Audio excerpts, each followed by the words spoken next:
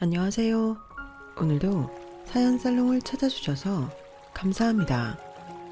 서울에 사는 40대 초반 여자입니다. 저는 올해로 결혼 10주년을 맞이했어요. 당연한 이야기일지도 모르겠지만 제 나이가 나이인지라 이제 친하게 지내던 주변 사람들은 거의 다 결혼을 했어요. 그래서인지 친구들과 만나면 어렸을 때와는 주고받는 이야기 주제가 사뭇 다른데요.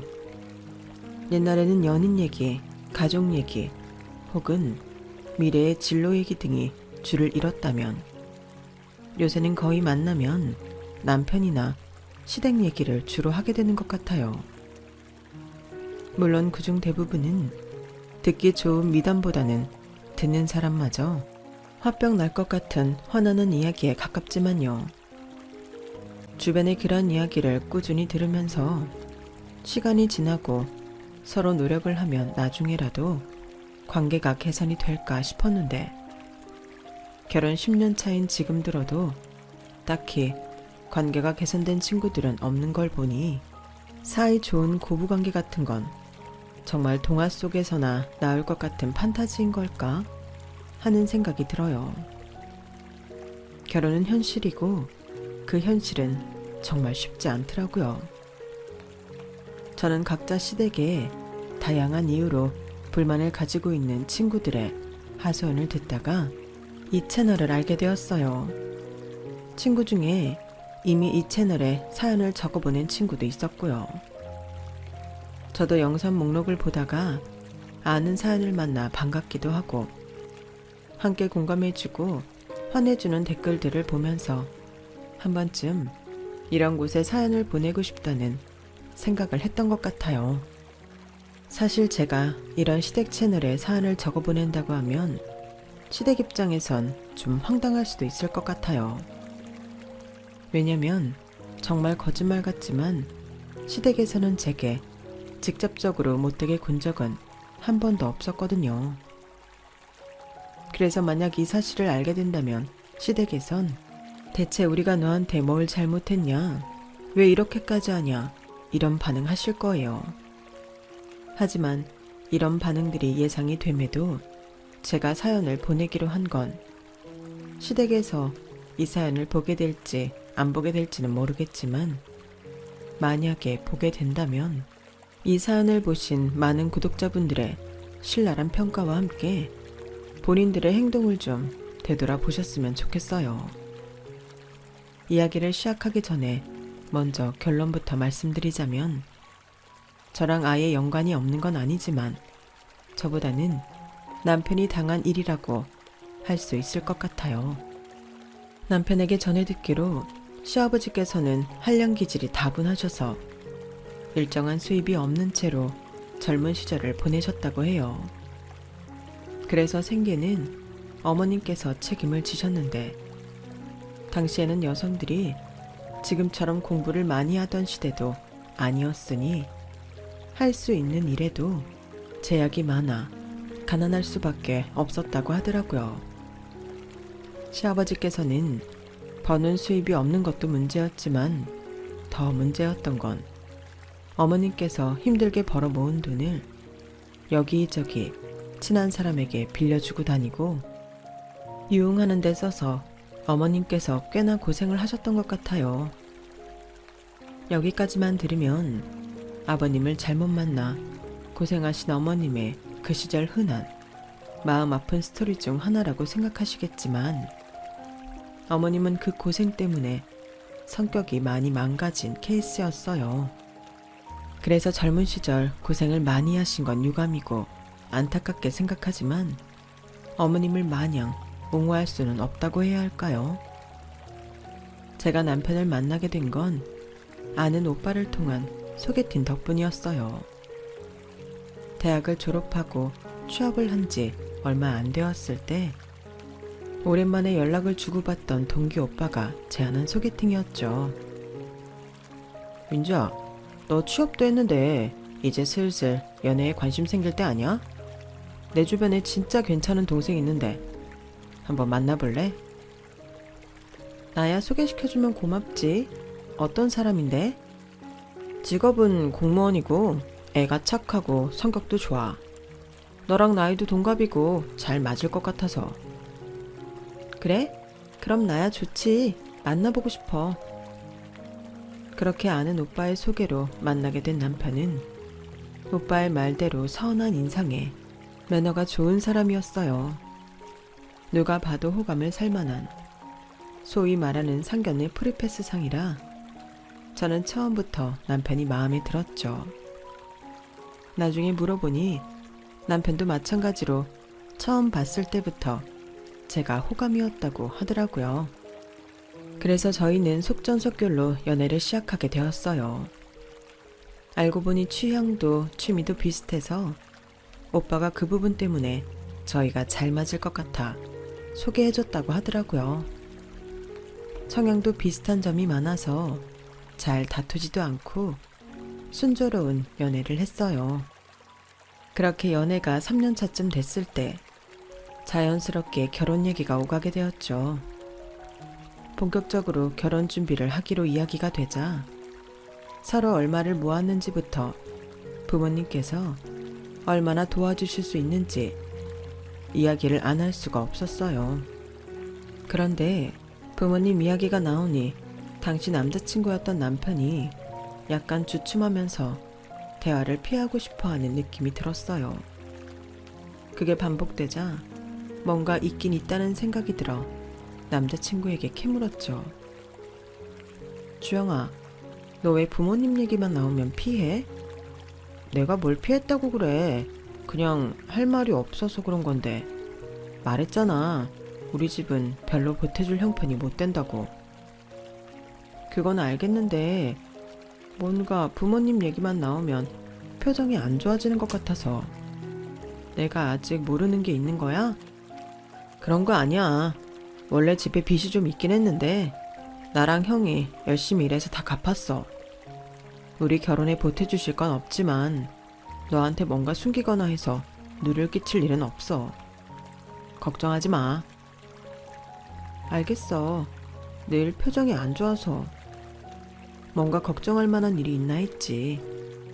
결혼하면 이제 내 가족이기도 하니까 네 가족 일도 숨기지 말고 다 해줘. 알겠지? 알았어. 당시 남자친구의 대답을 들었음에도 찜찜한 기분은 왜인지 가시질 않았어요. 그래서 시가에 첫 인사를 드리러 갈 때 이유 모를 근심 걱정을 한가득 안고 갔었죠. 저에게 말 못할 이유라는 게 혹시나 시부모님의 성격이 뭐가 낫다던지 그런 부분일까 하는 불안감 때문이었어요. 하지만 의외로 시부모님은 그런 쪽과는 거리가 머셨어요. 아우, 우리 예비 며느리 아니냐. 어쩜 이렇게 참하게 생겼대?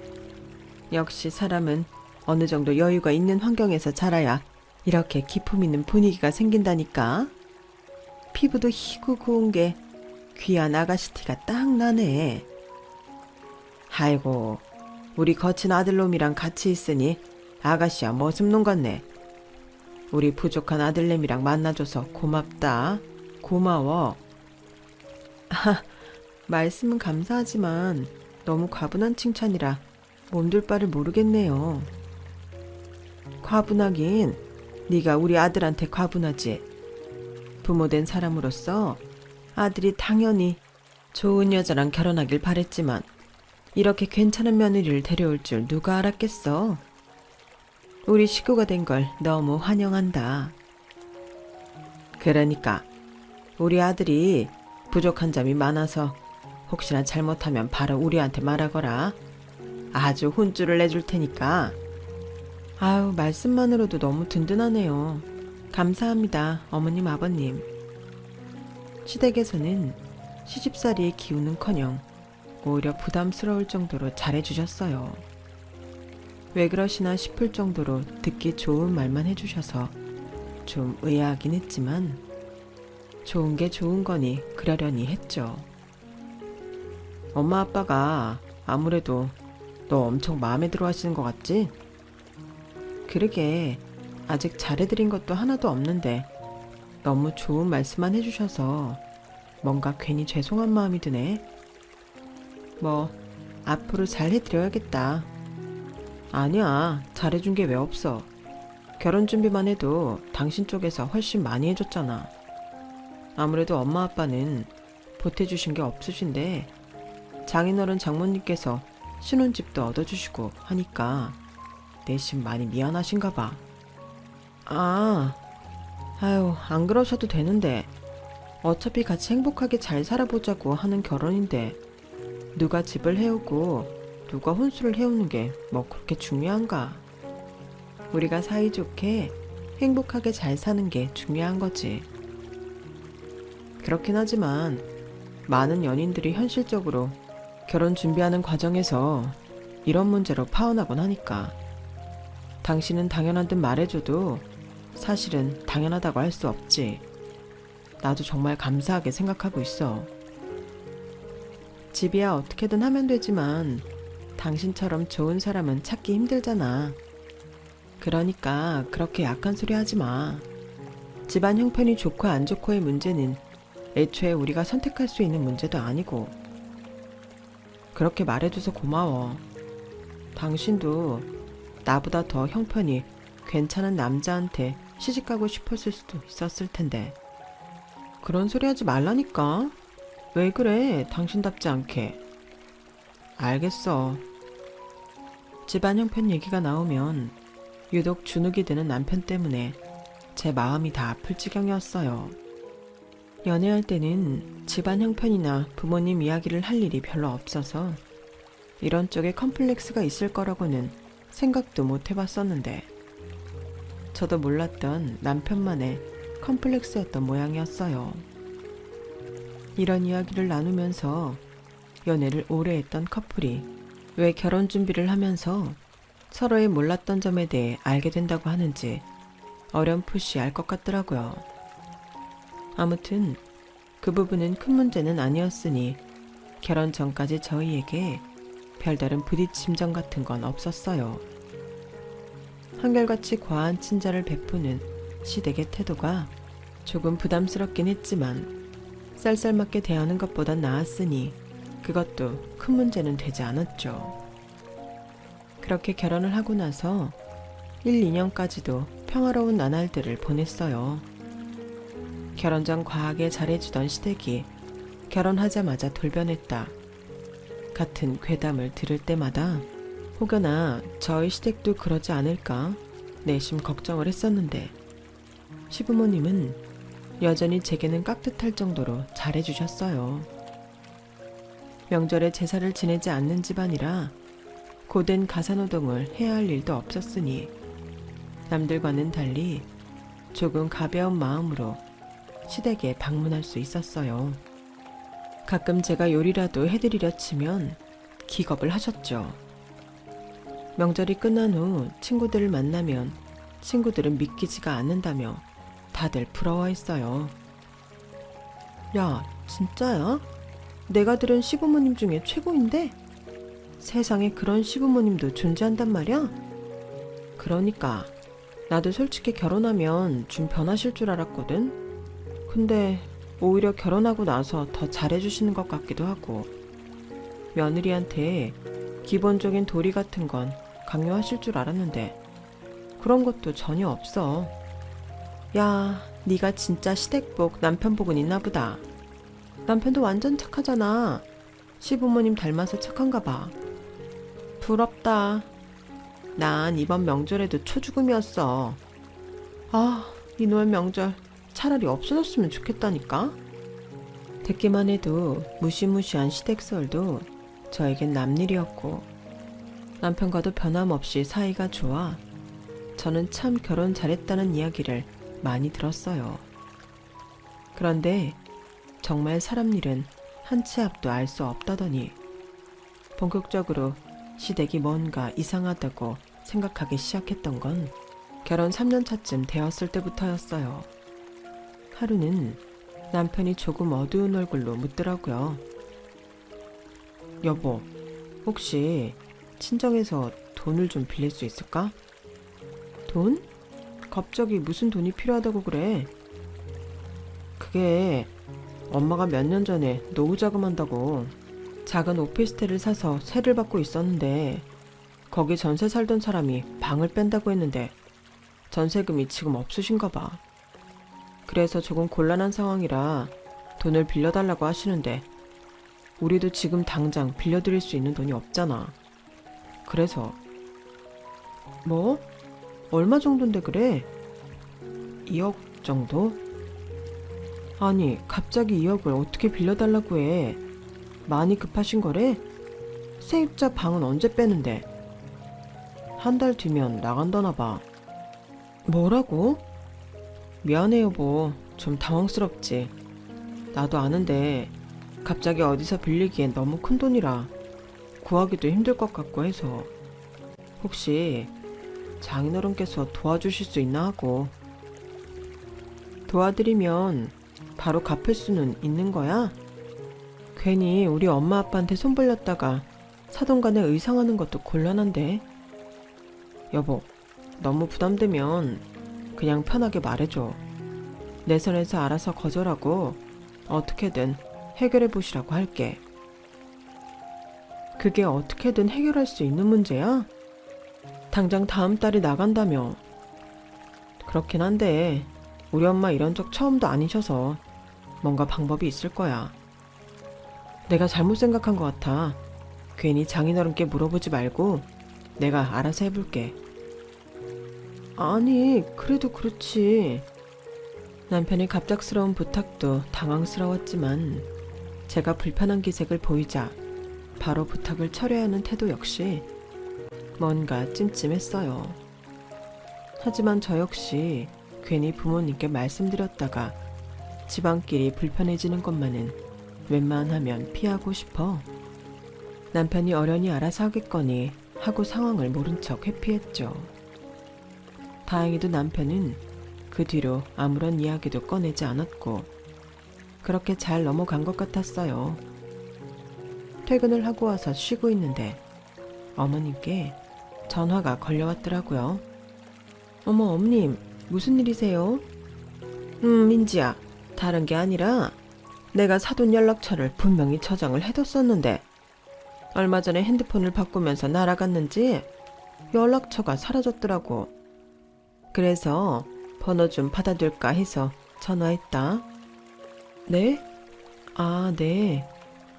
사실 결혼 후 이때까지 시댁과 친정이 따로 서로 연락을 주고받은 적이 없어서서 어머님께서 그런 용건으로 전화했을 거라고는 상상도 못했어요.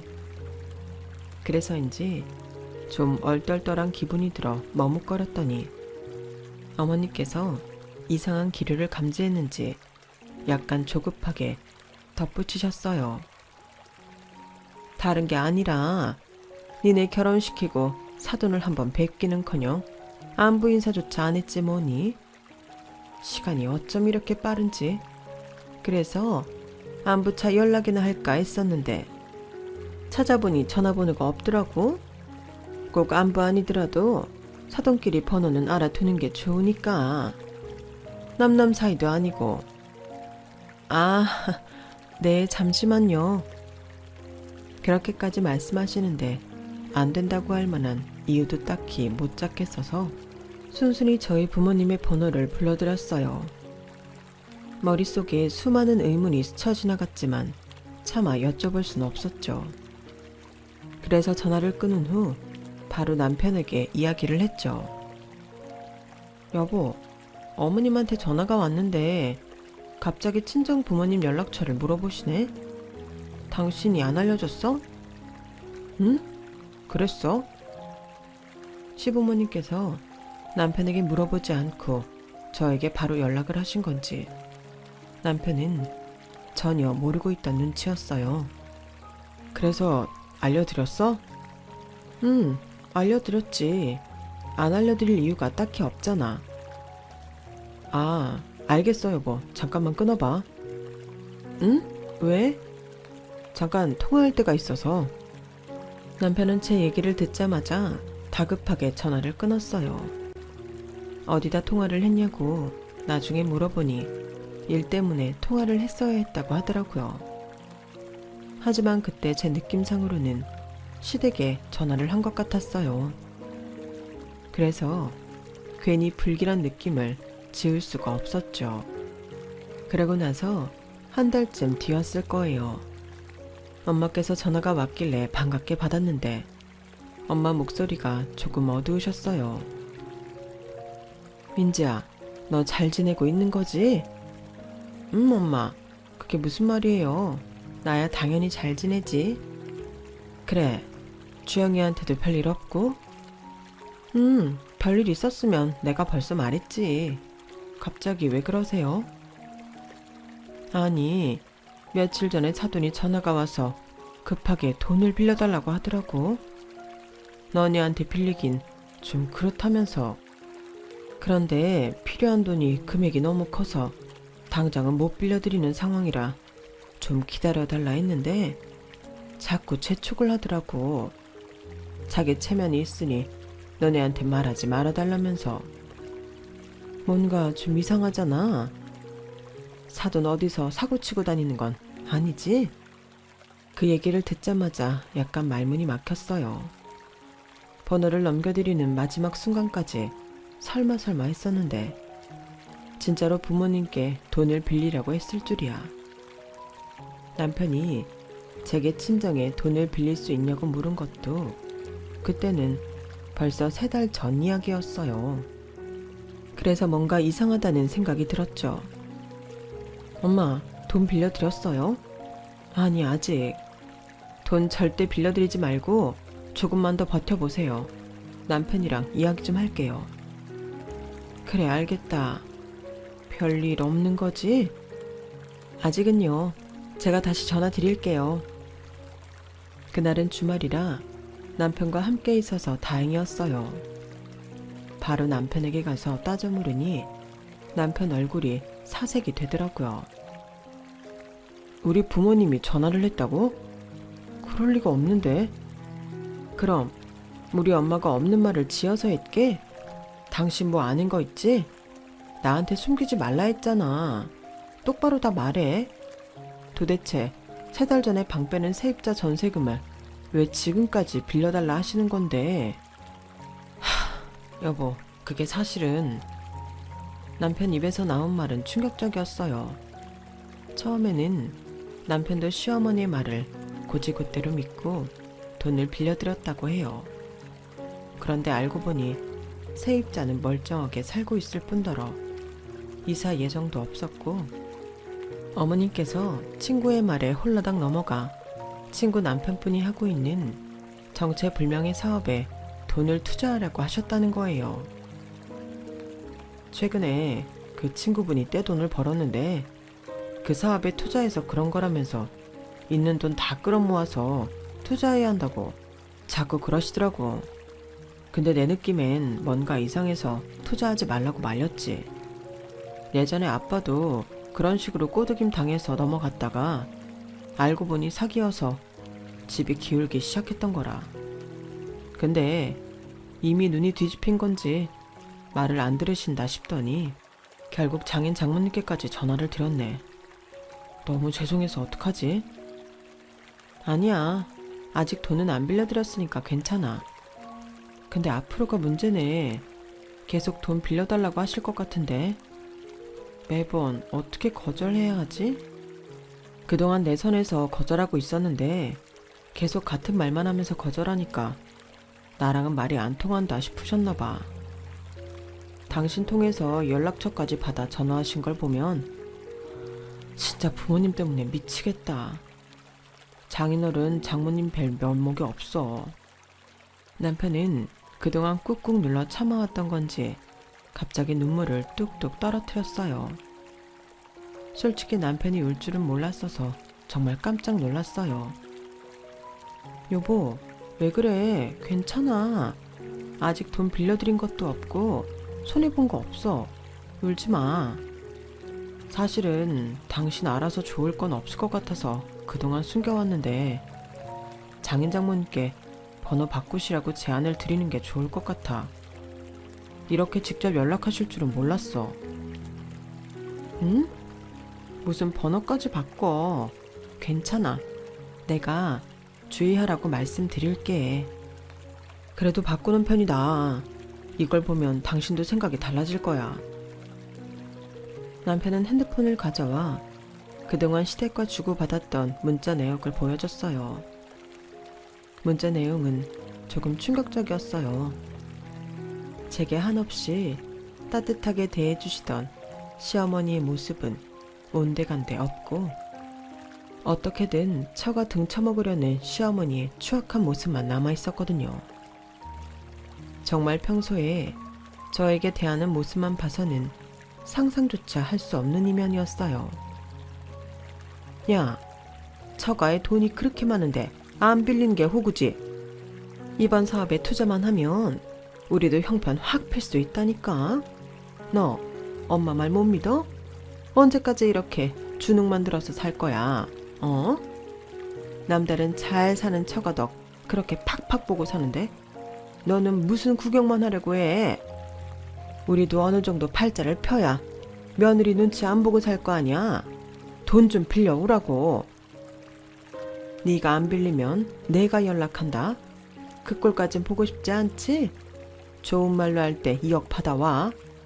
그게 네가 아들로서 우리한테 할 수 있는 최고의 효도니까. 너 무슨 놈이 이렇게 고집이 세? 너 정말 네 마누라한테 잘 보이겠다고 우리랑 연 다 끊을 거야? 네가 그렇게 버틴다고 내가 가만히 있을 줄 알아? 그깟 2억 좀 받아낸다고 그 집 형편이 갑자기 기우는 것도 아닐 텐데 왜 이렇게 유난이야? 너도 가난한 부모보다 잘 사는 처가에 붙고 싶냐? 이번이 마지막 기회다. 좋은 말로 할 때 네가 직접 빌려. 말 잘 듣는 사위행세 해서라도 돈 좀 뜯어내라고. 누가 안 갚는데? 사업 잘 되면 바로 다 갚는다니까. 우리도 힘든 처지에 아들놈 키운 보람은 느껴야 될 거 아니야. 너 계속 이런 식으로 나오면 네 마누라 제대로 시집살이 당하게 될 거다. 어쩐지 부잣집애로 고분고분하게 데려온다 했더니 결국 말 안 듣고 지 하고 싶은 대로 하네. 내가 괜히 부잣집 며느리 데려오라 했겠어? 살림에 어떻게든 보탬이 되라고 데려오라고 한 거지. 어쨌든 너 맨날 안 된다고만 하지 말고 어떻게든 방법을 찾아와. 확 호적에서 파버리기 전에. 이게 시어머니가 보내신 거라고? 남편은 정말로 부끄러운지 얼굴을 들지를 못했어요. 문자 내역을 보니 남편이 왜 저에게 그렇게 말 못하고 속으로만 앓고 있었는지 이유가 납득이 가더라고요. 저 같아도 친정이 시댁 돈만 노리고 저에게 협박 문자를 보내면 쉽게 말을 못 해줄 것 같았거든요. 문자 내용을 보니 제가 부잣집 딸이라 어떻게든 해먹을 생각으로 제게 잘해주고 환대해준 것 같아 기분이 나쁘더라고요. 남편도 그 점이 신경 쓰였는지 제 기분을 계속 살폈어요. 근데 여보, 당신이 보면 오해할 내용이 있어서 그런데 난 당신 집안 형편 보고 결혼한 거 절대 아니야. 그것만은 알아줘. 예전부터 엄마가 결혼은 잘 사는 집하고 하라고 노래를 부르긴 했는데 잘 사는 집이랑 결혼하면 부모님이 저렇게 나올 걸 알아서 별로 잘 사는 집 딸이랑 결혼하고 싶진 않았어. 근데 당신이 좋아서 결혼을 했더니 당신 집안 형편이 좋았던 거지. 그건 의심하지 말아줬으면 해서. 남편의 주눅든 표정을 보자 좀 마음이 아프더라고요. 그동안 얼마나 시달려 왔는지 말투와 표정에서 다 훤하게 보였어요. 하긴 제가 본 것만 해도 저 정도인데 얼마나 더 있을지 뻔했어요. 남편은 얼굴에서 다 드러나는 솔직한 타입이라 문자만 보고 남편의 진심을 의심하진 않았어요. 저렇게 미안해하고 그동안 혼자 알아왔던 점만 봐도 알 수 있었죠. 그런 건 당연히 알지. 처음부터 의심하지도 않았어. 어쨌든 당신 말이 맞는 거네. 우리 부모님 번호는 바꾸게 하는 게 맞는 것 같아. 부탁을 하더라도 나한테 직접 하시라 해. 뭘 어떡하게. 딱히 방법은 없어. 그냥 우리 부모님 안 엮이게 하는 선에서 내가 거절하고 싶어. 저는 그 길로 바로 부모님 번호를 바꿔드렸어요. 바꾼 전화번호는 저나 남편이 아니면 알 방법이 없으실 테니까요. 저희 부모님께서 번호를 바꾸시자 이제는 저와 남편에게 다이렉트로 연락이 오셨어요.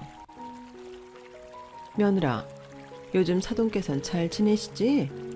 연락이 통화 안 되는구나. 네, 잘 지내세요. 안부 전해드릴까요? 그래. 근데 말이다. 너희 혹시 돈은 어느 정도 모아놨니? 네? 그건 왜요? 아니, 저축은 잘 하고 있나 궁금해서. 나름대로 하고 있어요, 어머님. 그래? 그럼 혹시 한 500만 원 정도 빌려줄 수 있겠니? 네? 무슨 일이신데요? 별일은 아닌데 내 제일 친한 친구가 급하게 돈이 좀 필요하다네. 금방 갚는다는데 빌려주고 싶어도 돈이 있어야지 말이야. 혹시 니네가 좀 빌려줄 수 있겠니?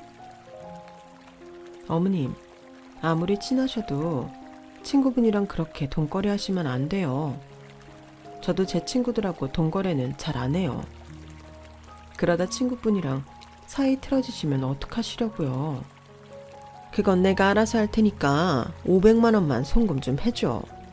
걔가 안 갚으면 내가 갚을게. 그런 문제가 아니라요. 저는 돈거래 같은 건 절대 안 해요, 어머님. 뭐? 있는데 안 빌려준다는 거야? 우리 사이에 야박하게 어떻게 그럴 수가 있니? 내가 너를 얼마나 예뻐했는데 이렇게 뒤통수 치는 소리 하면 안 된다? 예뻐해 주시는 건 감사하지만 저한테 돈 빌리려고 예뻐해 주신 거였어요. 어머님 저희 친정에도 돈 빌려달라고 연락하셨다면서요. 저야말로 어머님 그렇게 안 받는데 실망스러워요. 뭐? 실망? 이래서 며느리들 잘해줘봤자 소용없다더니 내가 내 손에 물 한 방울 안 묻히고 고생 안 시켰더니 고작 돈 좀 빌려달라고 한 걸로 실망을 해? 아휴, 내 팔자야. 내가 내 명에 못 산다. 그 통화 이후로 어머님은 무슨 작정이라도 한 사람처럼 갑자기 시집살이를 시키기 시작하셨어요.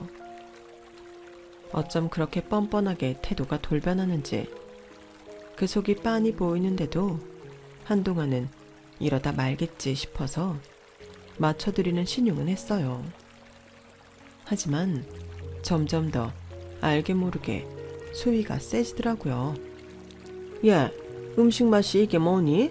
내가 하도 음식을 안 시키니까 솜씨가 형편이 없어도 영 없네. 오늘부터 내가 특훈으로 가르쳐 줄 테니까 그대로 해라.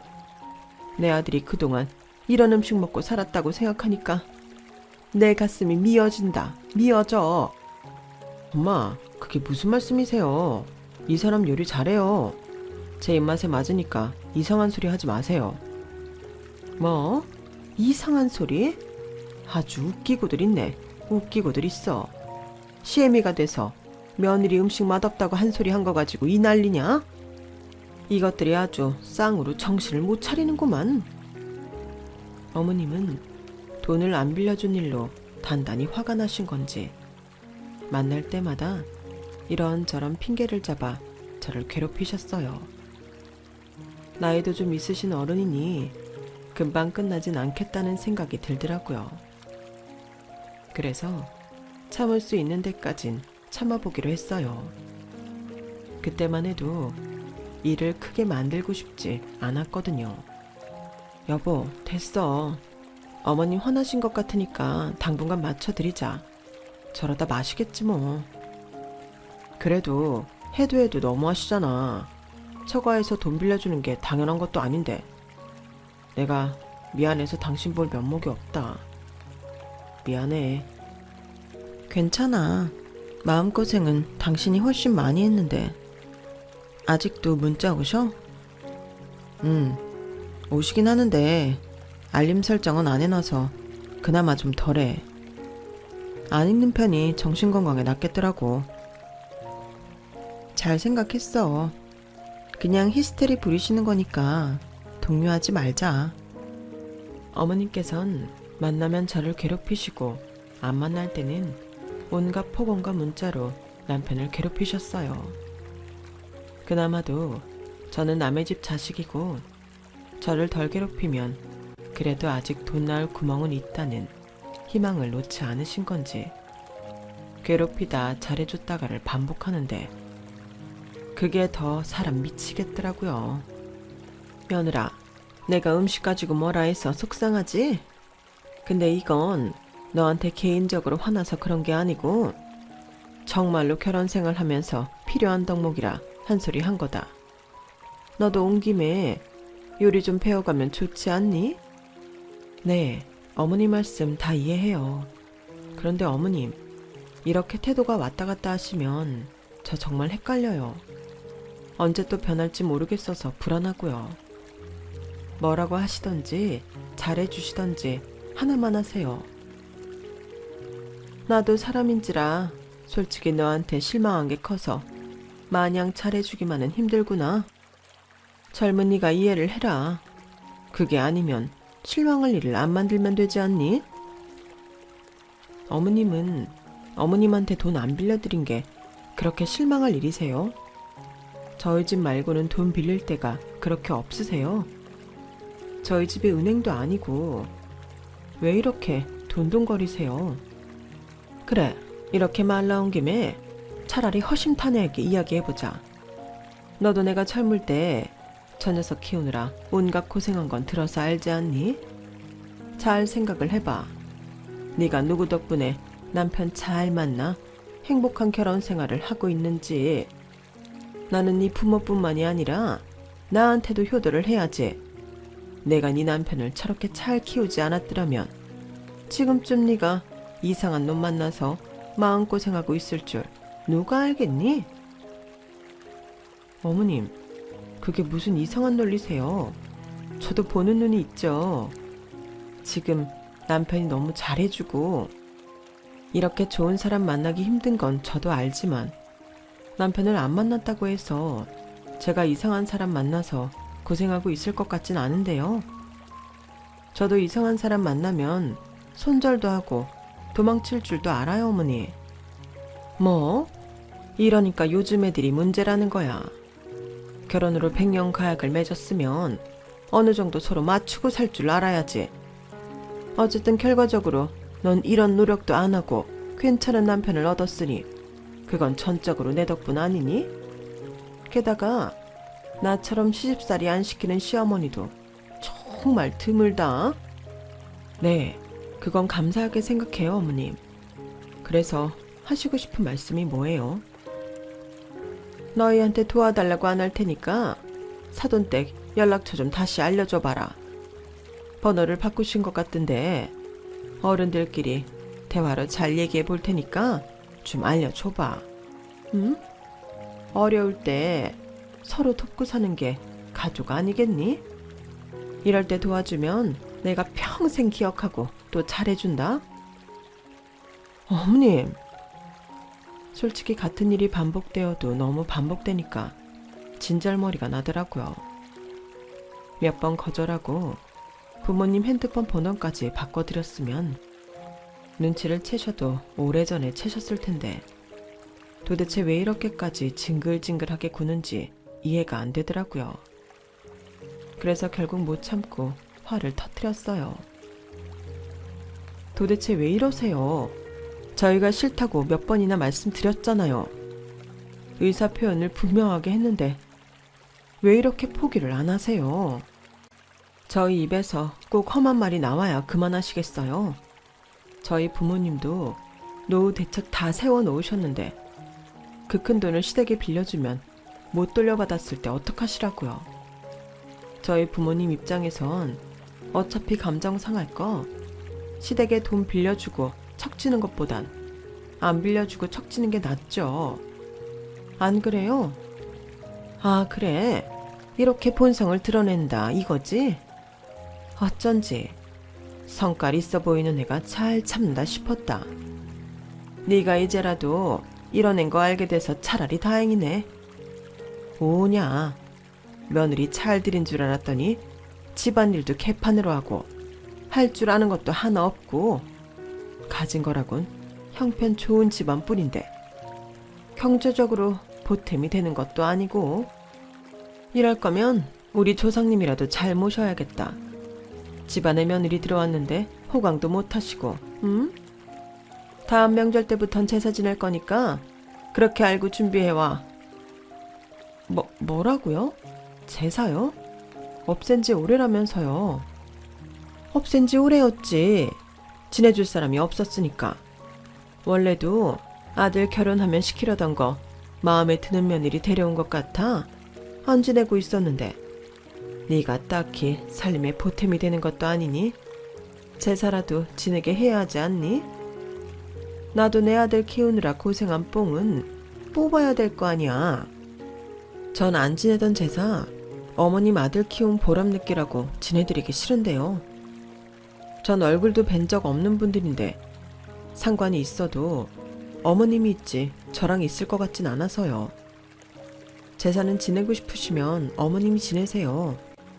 어머님이 제사 지내라고 하면 뭐 제가 네 하고 지낼 줄 아셨어요? 뭐야? 시부모가 제사 지내라는데 안 지내는 며느리가 어디 있어?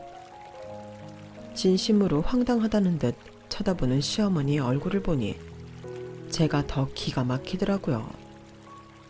어머님은 세대 자체가 시댁에 복종하듯 살았던 시대라 그런지 제 말을 전혀 이해를 못 하시는 것 같았어요. 감히 그런 일은 있어서는 안 된다는 듯한 반응에 기가 막히더라고요. 제가 혹여나 친정이 가난했더라면 얼마나 시집살이를 당했을지 눈앞에 뻔히 보이는 것 같았어요. 어머님, 요즘은 옛날 같지 않아요. 그리고 누가 없던 제사를 만들어서 지내고 싶겠어요. 제가 아까 말씀드렸죠. 어차피 감정 상할 거면 손해 안 보고 척지는 게 낫다고요. 재산이 뭐니 돈 안 빌려준다고 이렇게 어린애 떼쓰듯 저희 부부 괴롭히실 거면요. 저 어머님 안 보고 살게요. 저 때문에 아들 키운 보람 못 느낀다 생각하시면 아들도 보지 마세요. 저도 제 남편 어머님한테 말도 안 되는 트집 잡혀서 폭언 듣는 거 너무 꼴 보기 싫거든요. 그동안 저한테 말 안 하고 참아왔던 것까지 생각하면 얼마나 심하게 하셨겠어요. 결국 저한테도 못 숨기고 이러시는 거 보니 더 추잡하게 감정 상하기 전에 시댁하고 영 끊는 게 맞을 것 같아요. 건강히 잘 지내세요, 어머님. 뭐야? 너 거기 안 서? 네가 그렇게 간다 해봤자 천륜을 끊을 수 있을 것 같아? 천륜은 인간이 끊고 싶다고 끊을 수 있는 그런 게 아니야. 얼굴이 벌개져서 소리치는 어머님을 놔두고 나왔어요. 여보, 미안하지만 어머님이랑 내가 영 끊는 거 싫으면 당신도 어머님한테 가. 당신 그동안 고생해서 부모님 빚도 갚아드리고 못해드린 거 하나도 없는데 이런 취급받을 이유 없다고 생각해 난. 그래도 당신은 부모 곁에서 효도하는 게 맞다 생각하면 나랑 이혼해. 난 이렇게는 못 살아. 아니야 여보, 고마워. 응? 사실 나 엄마랑 영 끊고 싶을 때 진짜 많았어. 그리고 당신이 어머님이랑 영 끊는 상상 해본 적도 있었는데 아무래도 부모니까 엄마 편을 들게 될 줄 알았거든. 근데 이상하게 내 마음이 안 그래. 당신이 내 손 잡아 끌고 나오는데 뭔가 속이 시원하고 당신이 날 구해주는 것 같은 느낌이었어. 당신이 어머님이랑 잘 지내고 싶어 하지 않는 이상 나도 당신 뜻을 따를래. 뭐야? 말이 이상하네. 당신 부모인데 잘 지내고 싶어도 당신이 잘 지내고 싶어지지 않을까? 그러게, 난 엄마랑 잘 지내고 싶은 마음이 없나 봐. 이런 순간을 기다려왔던 것 같은 기분이네. 남편은 스스로도 낯선 감정에 얼떨떨해 보였어요. 그 멍한 얼굴을 보니 그동안 남편을 괴롭혀왔던 수많은 폭언들이 머릿속을 스쳐 지나가더라고요. 하긴 저와 결혼하기 전부터 잘 사는 집 딸을 며느리로 데려오라는 소리를 지겹게 들어왔으니 그 전부터 얼마나 스트레스 받았을까 싶었어요. 시어머니께서 사람을 조용하게 들들 볶는 스타일이니 더 괴로웠을 거예요. 나중에 더 이야기해보니 남편은 제가 정말로 잘 사는 집 딸이라 어머니가 어떻게든 등칠 계획을 세울 것 같아서 그것도 걱정이 되었다고 해요. 결혼 후엔 어떻게든 제 선에서 막아보려고 노력했는데 그렇게 문자를 보여주고 나서 혹시나 제가 이혼 이야기를 할까봐 그건 그거대로 마음고생이었다고 하더라고요. 저는 남편이 그렇게 속으로 고생하는 줄도 모르고 친구들을 만나서 시어머니가 시집살이 안 시킨다고 자랑을 하고 다녔으니 참, 그 세월이 미안하더라고요. 저는 시댁에서 그렇게 나오자마자 남편과 함께 번호를 바꾸러 갔어요. 어차피 저희 집 주소를 아시니 당분간 귀찮아질 것 같긴 했지만 시댁과 연락만 차단해도 속이 시원할 것 같더라고요. 신혼집은 곧 전세로 내놓고 이사를 가기로 결정했어요. 남편은 아직도 이래도 되나 싶어 하면서도 내심 마음이 편해 보이더라고요. 결혼 후 늘 어딘가 불안하고 초조해 보이던 얼굴이 지금은 많이 밝아졌어요. 저에게 이제 숨기는 게 완전히 없어졌다고 생각하니 더 가까워진 느낌이라나? 가끔은 제가 남편의 천륜을 끊어낸 기분이라 마음이 안 좋을 때도 있는데 남편의 반응을 볼 때마다 제 선택에 후회가 없어지는 느낌이 들더라고요. 물론 부모 자식 간의 연이 그렇게 말처럼 쉽게 끊어지는 건 아니니 언젠간 다시 시댁과 연락을 하게 될 수도 있겠지만 지금 저희에겐 이게 최선의 선택인 것 같아요. 시댁도 제가 이렇게 바로 연을 끊어낼 거라고는 생각도 못 했을 테니 나중이 되면 좀 태도가 달라져 있지 않을까 싶고요.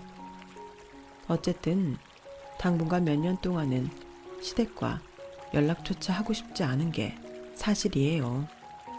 혹시 주변에 나를 끊임없이 괴롭히고 어두워지게 하는 관계가 있다면 그게 설령 가족이고